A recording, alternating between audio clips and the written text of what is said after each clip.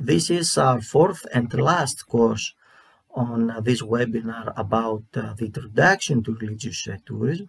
And today we're going to check on some case studies about religious tourism, and specifically the connection of religious tourism with several sectors like archaeology, like the interest about the environment, the religious tolerance, and some other things that are very important in today's research about religious tourism.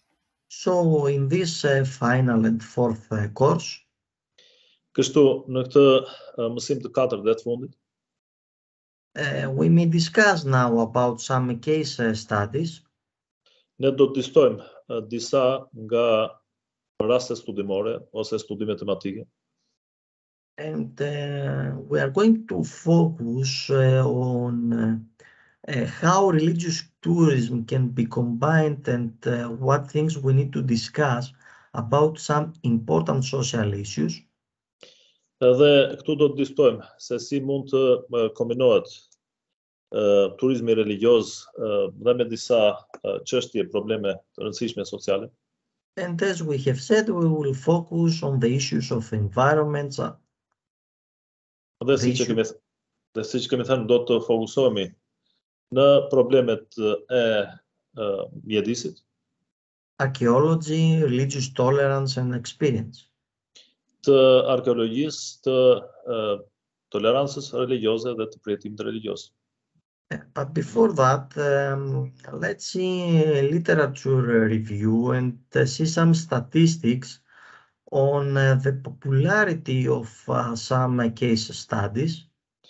Por më parë, le të shohim një recesion të literaturës dhe për popularitetin e disa rasteve studimore. And here in this slide, you can see statistics about the researches that have been conducted around the world. Dhe këtu në të slide ju shihni statistikat e kërkimeve të cilët janë kryer rreth e qark botës. Considering religious tourism. Në lidhje me turizmin religioz. So we can see how many studies were performed in specific areas of the world. Kështu ne mund të shohim se sa shumë studime ose kërkime janë kryer në zona specifike të botës. And mostly how many, by percentage, how many studies about religious tourism had to do with specific religions. Dhe me përqindje se sa shumë studime kanë qenë lidhur me religionet caktuar. Since we have seen those statistics, we believe that it is better to focus mostly on the four topics that we announced at the beginning of this course. Meqense I kemi parë këto statistika, është më rëndësishme që të fokusohemi tek katër pikat që I kemi parë në fillim të mësimit. And let's start first with the connection and the discussion about religious tourism and environment. Pikës pare le të fillojmë me diskutimin dhe me lidhjen midis turizmit religioz dhe mjedisit. Because we have mentioned from the beginning of this webinar that generally there is an issue of protecting the environment and respecting also the religious sites, the environment of the religious sites. Sepse që nga fillimi I këtij webinari e kem përmendur rëndësinë e mbrojtjes së mjedisit dhe të respektimit të sajtit religioz dhe mjedisit të tij. And mostly because we have mentioned that achieving this protection of the environment, that tourists come and visit those places, we can achieve also economic sustainability. Dhe ne mund të arrijmë një qëndrueshmëri ekonomike me anë të mbrojtjes së këtyre mjediseve që vizitohen nga turistët.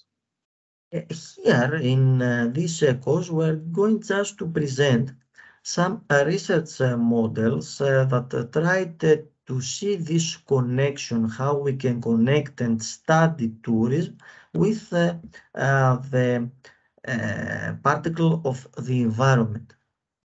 Dhe këtu, në këtë mësim, ne do të shohim disa modele kërkimore që e lidhin turizmin religioz me ambient. Let's start with the proposition of Cohen. Le të fillojmë me propozimin e bërë nga Cohen, who proposed four ways of relating tourism with environment. I cili në fakt propozoi 4 mënyra të lidhjes midis turizmit dhe mjedisit. The first mode includes the intensity of use of a tourist site. Mënyra e parë përfshin intensitetin e përdorimit të sajtit turistik, meaning how many visitors, how often, how many activities we can have. që do thotë sa shumë vizitor, sa shumë aktivitete. The second mode is the resilience of the ecosystem. Mënyra e dytë është ripërtëritja e ekosistemit, Meaning how the place, the environment can absorb all those activities. që do thotë se si ambienti, mjedisi mund t'i përthith të gjitha këto aktivitete. The third mode is the rate of development. Mënyra e tretë është norma e zhvillimit. How many new tourist infrastructures can be built in this place but not affect. Sa shumë, që do thotë që sa shumë infrastruktura të reja turistike mund të ndërtohen në një vend, por pa pasur dëm, pasojë. And finally, we have the transformative nature of tourism developments. Dhe në fund fare kemi natyrën transformuese të zhvillimeve turistike. Meaning of how we can attract more and further develop. Që do të thotë që si mund të tërheqim më shumë dhe të zhvillojmë më tepër. Another model comes from Butler, who called his model tourist area life circle. Një tjetër model vjen nga Butleri, i cili modelin e vet e quajti cikli jetës së zonës turistike. Meaning somehow he tried to count the life of a place, of a tourist place, of a site, according to the flow of the tourists and the development and the use of this tourist place. Dhe që do të thotë që ai do të maste, pra gjende mënyrë për të matur kohën e një sajti turistik në varësi të ardhjeve të fluksit të turistëve dhe veprimtarive të ndodhur në të. To say it more simple, if there is an expiration date, let's say, like the products of an area that is used for tourism purposes. Për ta thënë më thjesht, që ka një datë skadence të zonës së përdorur për qëllime turistike. Another model is proposed from Iso Ahola. Një tjetër model është i propozuar nga Iso Ahola, giving another part, studying the experience, connecting experience with the environment. Që ofron një tjetër aspekt, lidh përjetimin me mjedisin. So the first type is to see how an environment is the place for action. Lloji i parë është të shihet se si mjedisi është vendi për veprim. Where the tourist interacts with the environment. Ku turisti ndërvepron me mjedisin. The second type is to see the environment as a social system. Lloji i dytë është të shihet mjedisi si një sistem social, meaning how the environment helps in order to have social interaction in this place. që do të thotë se si ndihmon mjedisi për të patur ndërveprim social në këtë vend. The third one, the environment as an affective domain. Lloji i tretë është mjedisi si një fush afektive. Is there any emotional attachment of the people with the environment? Dhe që do thotë që ka një prekje emocionale të njerëzve nga ose në lidhje me mjedisin. And the final type is the environment itself. Dhe lloji i katërt është mjedisi si vete, Meaning how the environment and the people that are living can be inseparable. që do thotë se si mjedisi edhe njerëzit mund të bëhen të pandashëm. And finally, we would like to mention that several religions have created what we call ecotheology, meaning teachings that are talking about the environment and the world. Dhe së fundi duhet të përmendim që disa religione kanë krijuar ekotheologjinë, e cila flet për mjedisin dhe botën.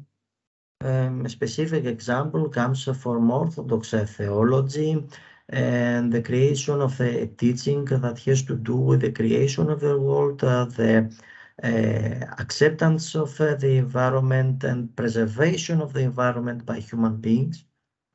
Dhe një shembull për këtë vjen nga bota ortodokse, e cila flet për krijimin e botës, për mirëmbajtjen e mjedisit. And how religion or religious teaching can affect people in order to accept and protect and preserve the environment. Dhe se si mësimet religioze mund ta ndihmojnë besimtarin njeriu që ta pranojë, ta ruaj mjedisin. But we believe that there is also another figure that we want to share with you. Por ne mendojmë se ekziston edhe një figurë, një personalitet, një figurë të cilën duhet ta ndaj me ju. That comes from Sinde and Olsen. Figurë e cila vjen nga Sinde Olsen. That has to do with a conceptual model of the relationships between religion, tourism and environment. Që ka të bëjë me një model konceptual të marrëdhënieve mes religionit, turizmit dhe mjedisit. It is very graphic, this figure, since we can see the connection between the natural environment. Kjo figurë është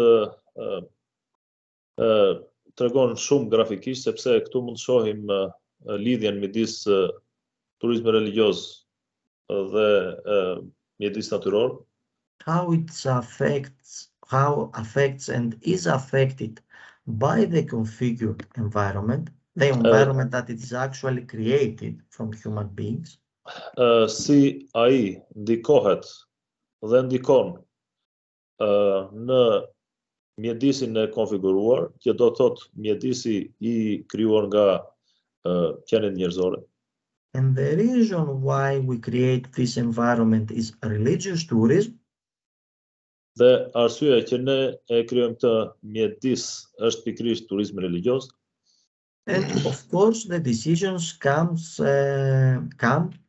from the institutions of governments on how this configured environment will be created and how the natural environment will be protected. Dhe se si ky ambient i konfiguruar do të krijohet dhe se si mjedisi natyror të mbrohet, pra vendimet për këtë vijnë nga institucionet e qeverisjes. Another factor. Another case study considering religious tourism is the connection of religious tourism with archaeology. Një rast tjetër studimor është lidhja midis turizmit religioz dhe arkeologjisë. We need to mention that we have a complicated relationship between those two. Na duhet themi që kemi një marrëdhënie të komplikuar midis këtyre të dyjave. We're talking about sites that are heritage, actually. Po flasim në fakt për sajte të cilat janë trashëgimi, That the main goal is their preservation, por qëllimi kryesor i të cilave është ruajtja e tyre. those sites were not created as tourist sites, Këto sajte nuk u krijuan si sajte turistik. so we realize, especially if those archaeological sites have also a value for a specific religion, Ne kuptojmë që nëse këto sajte arkeologjike kanë edhe vlerë për një religion caktuar, how many challenges are created because there are some questions that are raised, how this site can be used, for instance, from a religious community, or how this site can attract visitors. Shumë pyetje ngrihen se si këto sajte mund të përdoren për qëllime religioze ose se si këto sajte të tërheqin vizitor.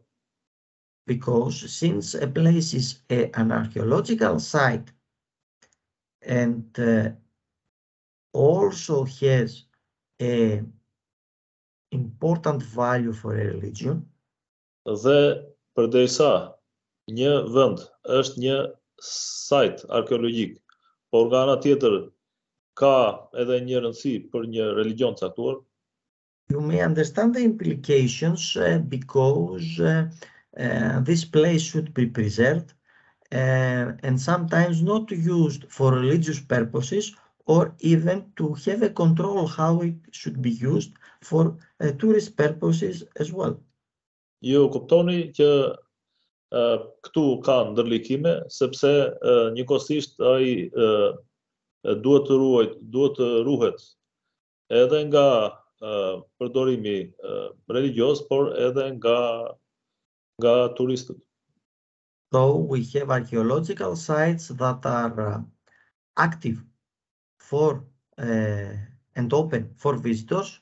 Kështu që kemi sajte arkeologjike që janë të disponueshme dhe të hapura për vizitorët, but at the same time are not open for a religious use.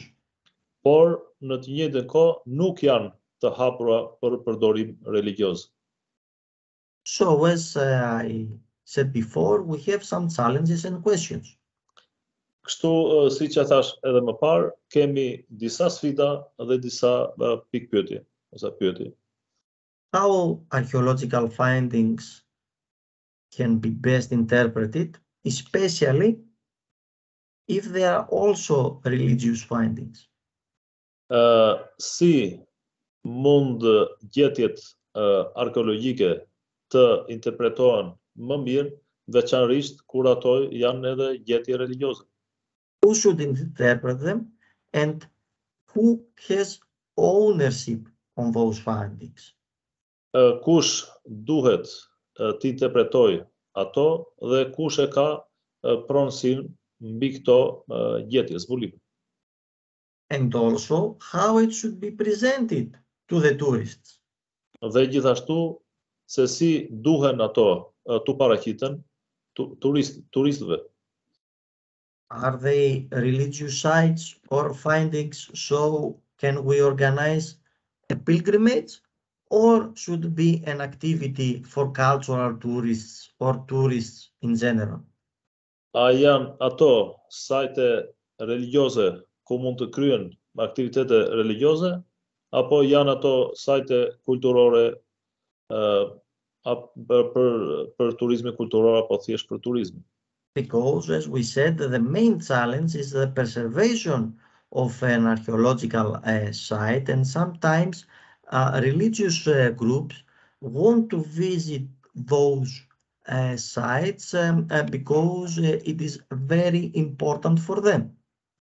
Dhe siç e tham, sfida kryesore për këto sajte është ruajtja, dhe nga ana tjetër ekzistojnë edhe grupe religjioze që duan të vizitojnë këto sajte sepse janë të rëndësishme për ta.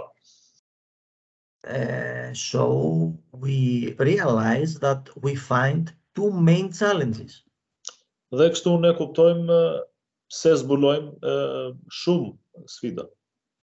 The first one is who owns the place, meaning what should be higher.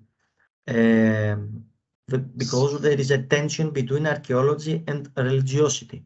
Should be archaeology first and religion second, or the opposite? Për shkak se ekziston një tension midis religiozitetit dhe arkeologjisë, kush duhet të jetë e para, arkeologjia apo religioziteti? Dhe sfida është kush e zotëron vendin, kush është pronari i vendit. And the second main challenge about the ownership. Dhe sfida e dytë në lidhje me pronësinë is the fact that there are archaeological sites and also religious sites that belong to a specific religious tradition. Është fakti që sajte arkeologjike, por dhe sajte religjioze i përkasin një tradite të caktuar religjioze. That actually this tradition nowadays is a minority in another environment where the majority belongs to another religious tradition and maybe can control the archaeological site. Dhe bëhet fjalë kur kjo traditë religjioze që kam pronësi sajtin, që i përket sajti, ajo përbën minoritetin pra në mjedisin ku një tjetër religjon përbën shumicën. So, in solving this problem, another big question and part of the connection with the religious tourism is religious tolerance. Për të zgjidhur problemin është toleranca religjioze, e cila është edhe ajo pjesë e turizmit religjios. Especially about the question that we asked at the closing remark about archaeology, meaning that we need tolerance in order to have a good collaboration, considering religious sites that belong in other religious groups that are a minority. Veçanërisht në lidhje me atë pyetjen që bën në fund të arkeologjisë, ku sajti i përket një tradite religjioze që përbën minoritet, ndërsa një tjetër religjon përbën shumicën. So, especially for religious tourism and religious tolerance, we need to show some common values that those places affect and show to the world in order to host tourists that probably belong to different religious traditions. Në mënyrë që të tërhiqen turistë që mund të përkasin traditave të ndryshme religjioze, është me rëndësi që të shikohen pikat e përbashkëta për të zgjidhur këtë tension. Because tolerance from its meaning actually means the tendency to tolerate people, groups who have different set of values, customs, norms, political tendencies. Sepse tolerancë do të thotë që të tregosh pra tolerant ndaj grupeve të cilat kanë ide, qëndrime apo dhe ide politike të ndryshme. So, in order to understand better what religious tolerance means, I would like to refer to three main themes about this topic. Për ta kuptuar më mirë se çfarë është toleranca religjioze, duhet të ofroj parashtroj tri gjërat kryesore për këtë. The first one is that most religions have rules about tolerance, forgiveness, and equality. E para është që shumica e religioneve kanë rregulla në lidhje me tolerancën, faljen, barazi. The second one is that we see that there is a different level of how tolerant a religious community, let's say, can be. E dyta është që ne kuptojmë që ka nivele të ndryshme në të cilat mund të jetë tolerant një komunitet religioz.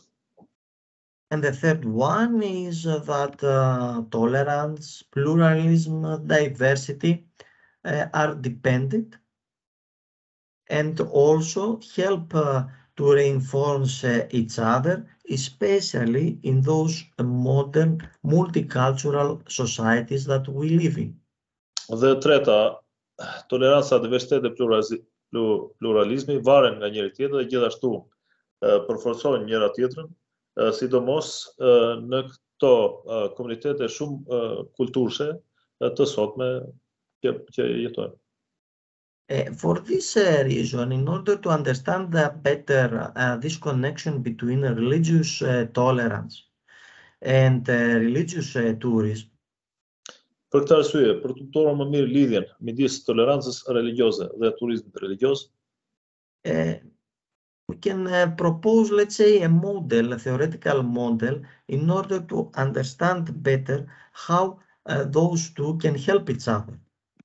Ne mund të propozojmë një model teorik për të ndihmuar, për të kuptuar se si këto dyja mund të ndihmojnë njëra tjetrën. So this model has three different dimensions. Kështu, ky model ka tri dimensione. The first one is the motivation. I pari është motivacioni. A motivation, as we have expressed, is mostly the most important factor of starting a journey for a religious tourism purpose. Dhe motivacioni është edhe faktori për fillimin e një udhëtimi religioz. So if people realize this tendency, this motivation in order to start a journey and visit several other religious sites, because you have this spiritual tendency. Për shkak se keni këtë tendencë shpirtërore, kur njerëzit kuptojnë motivacionin për të nisur udhëtimin dhe për shkuar në një sajt religioz, can help people that host those sites and see someone that comes from a different religious tradition to see this person as a pilgrim.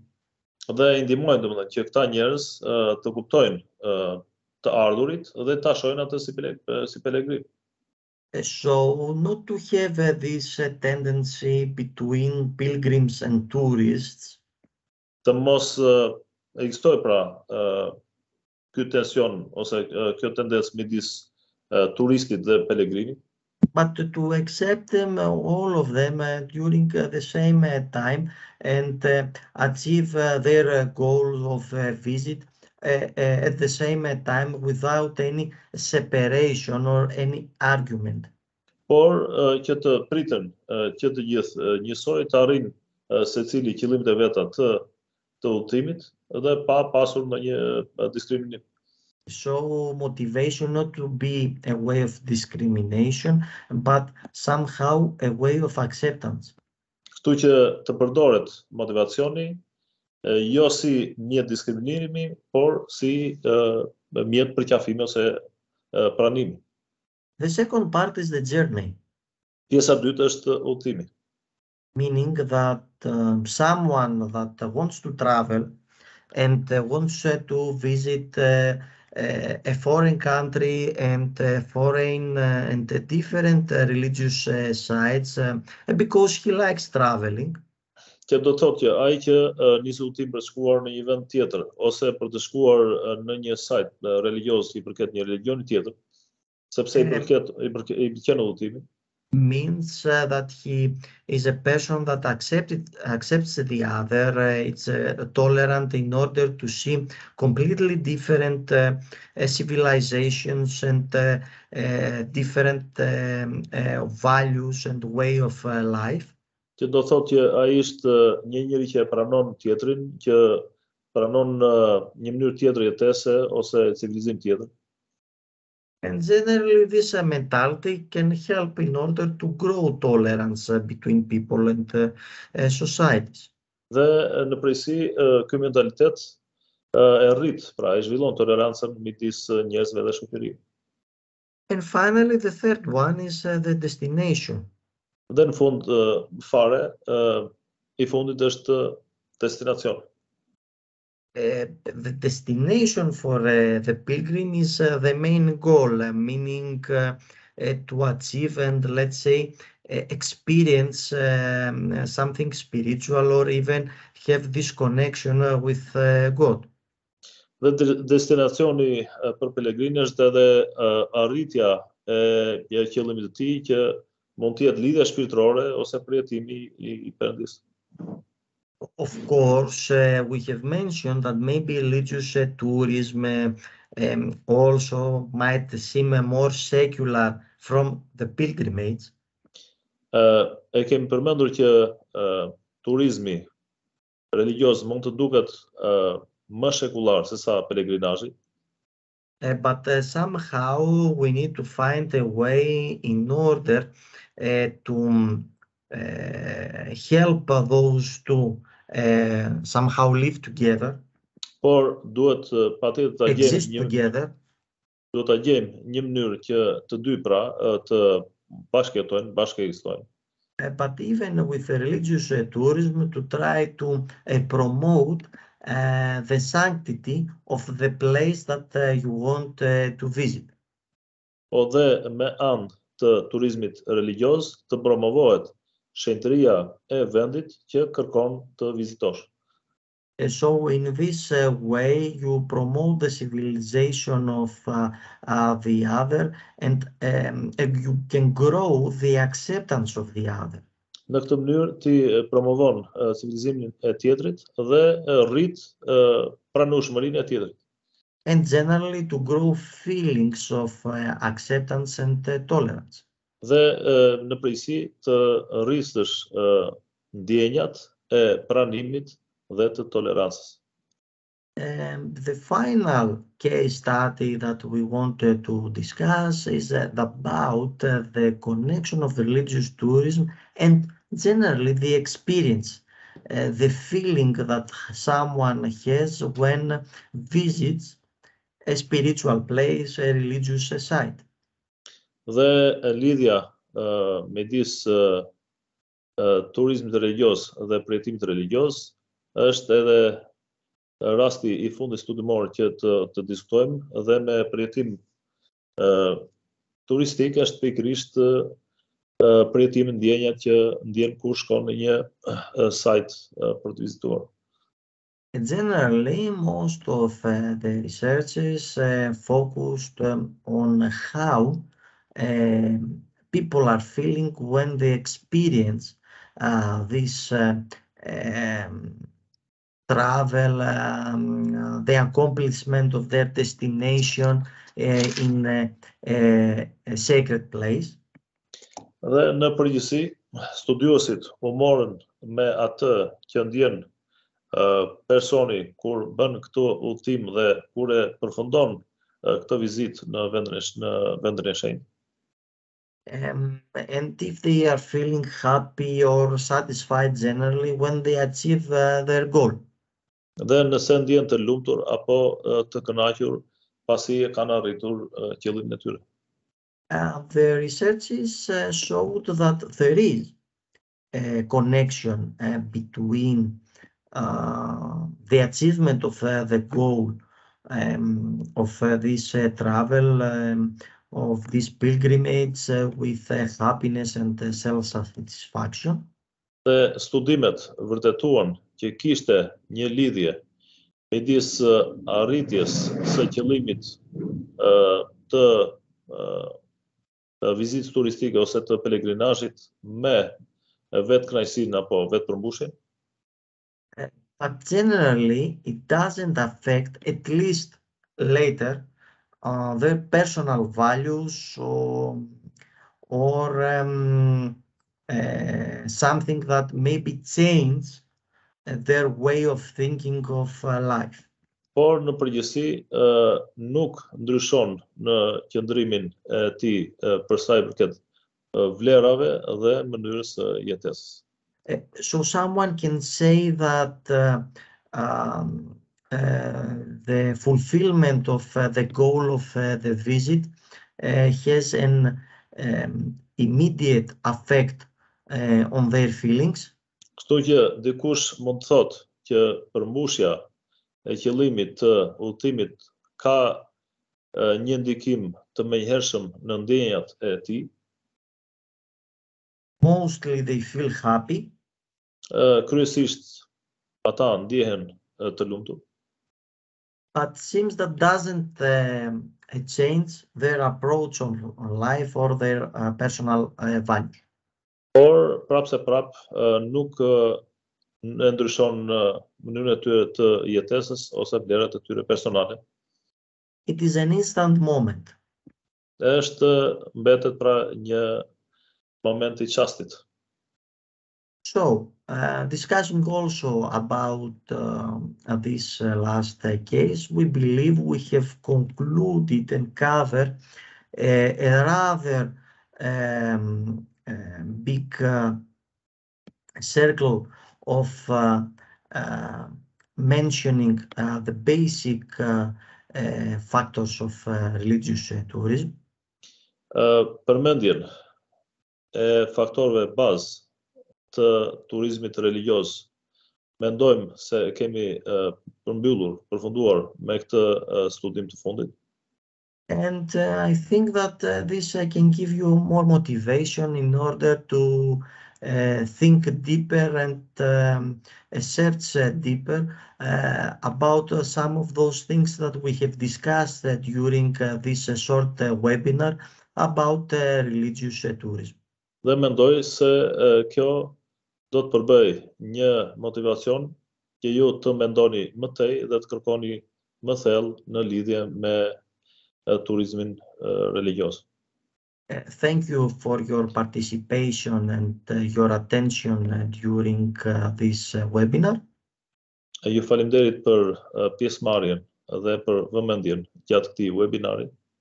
And we'll be happy to exchange your views via email or social media, considering this webinar and religious tourism as a science in general. Dhe do të isha shumë I lumtur që me media sociale dhe me email të shkëmbeja të merja reagimet tuaja në lidhje me këtë webinar në lidhje me turizmin religioz. For sure, we achieved to show that religious tourism and religious studies have a close connection. Me siguri ja dolëm të vërtetonim që studimet religioze dhe turizmi religioz kanë një lidhje të ngushtë. Thank you again. Ju faleminderit sërish.